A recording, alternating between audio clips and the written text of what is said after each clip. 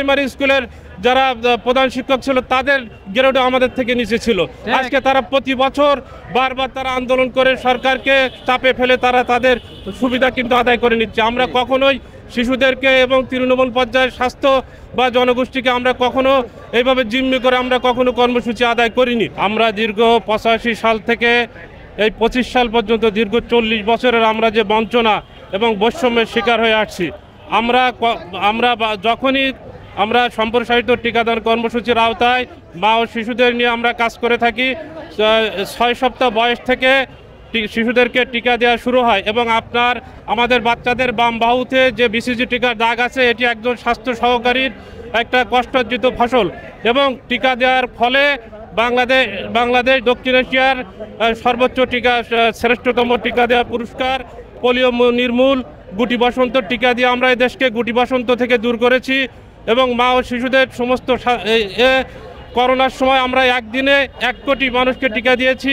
আমরা এইচপিভি টিকা দিয়েছি, আমরা এই রিসেন্টলি আমরা টাইফয়েড রোগের যে টিকা দিয়েছি এবং শতভাগ আমরা সাফল্য অর্জন করেছি।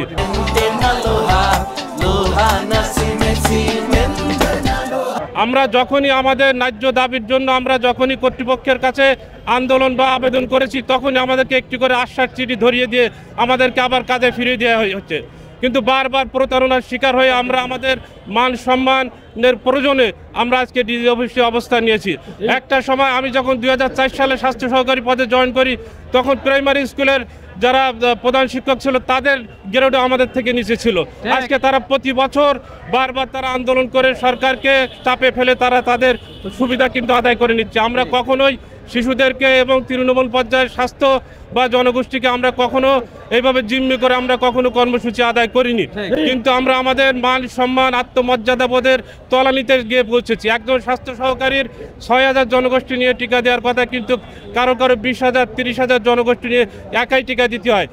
সমস্ত স্বাস্থ্য বিভাগের সমস্ত কাজ আমাদের একে করতে হয়। যখনই কোনো ঝড় বর্ষা জলোচ্ছ্বাস যখনই দুর্যোগ আসে তখন আমাদেরকে সেখানে স্বাস্থ্য মেডিকেল টিম হিসাবে সেখানে আমাদেরকে নিরলস পরিশ্রম করে স্বাস্থ্যসেবা দিতে হয়।